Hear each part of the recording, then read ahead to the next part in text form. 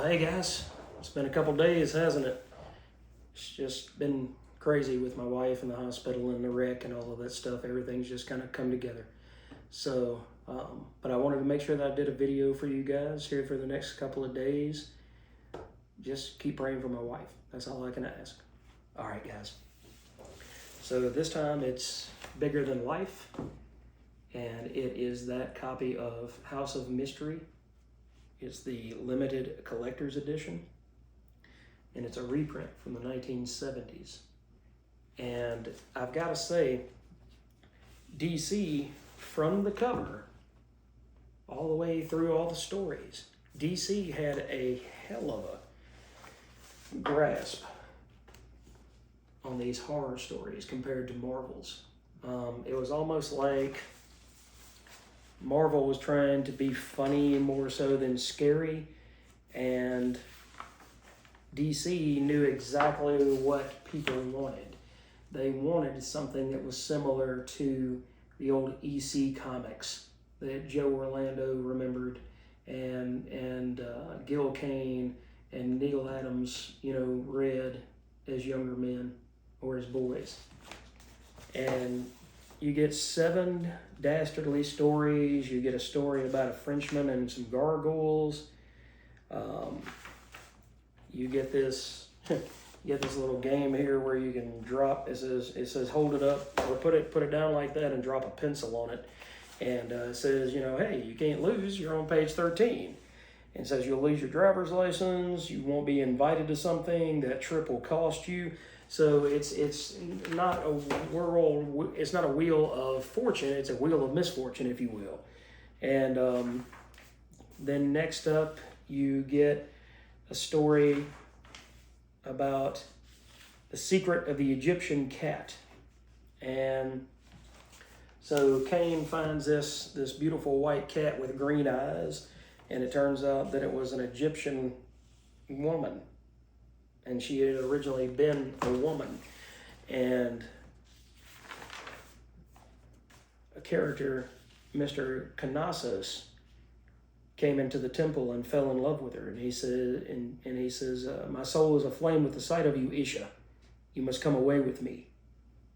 And he swore that he would be back to have her, because he said, I always get what I want. And he put a rag over her face, and instead of killing her, then it turned her into this white cat that he could always have with him, could always control. And even eventually another cat, Rana, came and became her protector. And Mr. Knossos was even jealous of that cat and ended up killing that cat through poisoning. But it's the artwork. It's just the sheer artwork, and especially in this treasury size that you've got. You see the detail in the cat's face. You see the detail in some of his arms, and it's that type of artwork. You know what? I'm probably going to have to go back and start rereading, if I can find them like for 50 cents or $1, a bunch of these old House of Mysteries and House of Secrets and stuff like that, because I like that kind of artwork. It doesn't always work, but I like that level of detail in the artwork. And then you also get funny stuff like Sergio Aragones did a couple of these in there where you've got 3 different scenarios, and I think the thing about that is it's the same place at 3 different times. So one, you've got somebody that he's been on the island for a while, and they dropped food and it landed on him and killed him. Then you've got somebody else that jumps off of a high dive, and there's a mine, that's left over. And then the third one is a guy that he was digging a hole for the subway and ran into Satan. So, but one of the most interesting stories was by Howard Post with art by Neal Adams and Joe Orlando, and it's called The Widow's Walk. And it's a story about Angus and his bride, and he chooses to be a captain of a ship. And her father doesn't believe that he's a good man, that Angus is a good man. And so he says to the old man, our agreement stated that should I complete this treacherous voyage, I would win your daughter's hand, a house of our own, and the captaincy of one of your ships. And so her father did that. And he gave him the captaincy along with everything else. But Angus Beam, though ambitious, lacks seamanship of a good captain. Thus he tries to conceal by authoritarian abuse of his men, and his crew begin to despise him. They abandon ship, they mutiny. And so eventually he says, I'm losing money hand over fist here. But the old man likes, oddities and exotica. So if I can get him something, then, that I can scare him with, maybe, then I can get him to go ahead and pass on. And so he found a shrunken head for the old man. And he says, it's a shrunken head. And the old man passes away from fright. And as the will is read, then Angus comes to find,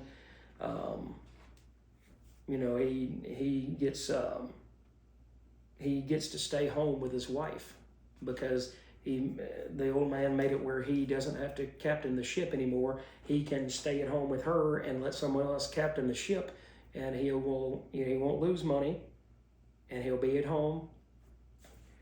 But he gives everything else to his servant, Homer Clyde, and Homer's wife, Mildred, because they took care of his daughter and took care of him. And so Angus says, your very bearability lays in your father's wealth, so I can't stand you if I can't have your father's money. And in the end, she says, if you leave, I swear by the power of life itself that I shall will you to never reach harbor until the day I die. And she never let him reach harbor.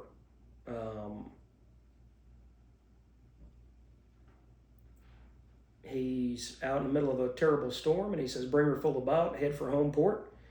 And riding low, the battered ship limps homeward past the lighthouse under the watchful gaze of its namesake. And in a superhuman moment of concentration, she says, you shall not reach the harbor, not until the day I die. So a bolt of lightning strikes down the ship. The old woman falls from the roof, as she is, ancient by now. And she says, now, Angus, you may come to harbor. And she dies. And all of a sudden, the Berry Bee, the ship, rises from her watery grave. And silently, the charred, rotten hulk, without wind or sail, glides into Whalers Harbor, drops anchor, and rests. Captain Angus has come home from the sea. So, you've got another, like a roll the dice thing where you cut it out and then tape it to some wooden blocks. And Sergio Aragona shows you how to draw the House of Mystery. So it's a lot of fun, guys. It's just a big, massive book of fun, and the kind of way that you don't ever see it anymore. You could tell that these guys really enjoyed writing and drawing these stories to bring you into something scary. And maybe the factor here was Joe Orlando, because he also was the man who was in charge of all of the adventure comic stories with the Spectre, also back in the 70s. And the impetus of that was that he had gotten mugged in New York City, and he wanted to see vengeance laid upon pickpockets, thieves, crooks, killers, criminals, and their ilk. So maybe it was Joe Orlando that caused all of this House of Mystery stuff to really have the punch that it did. But guys, if you didn't get this when you went and picked up your books last Wednesday, do yourself a favor and go pick this up. It is $14.99, and there's a foil cover, I think, for $17. But it's absolutely a blast. These stories are great. There's draftsmanship in the artwork. I can't say enough good stuff about this book. Thank you for joining me for this video. I promise you there's more to come. Just keep sending those well wishes for my wife, and we will see you guys in the next video. Thanks for watching.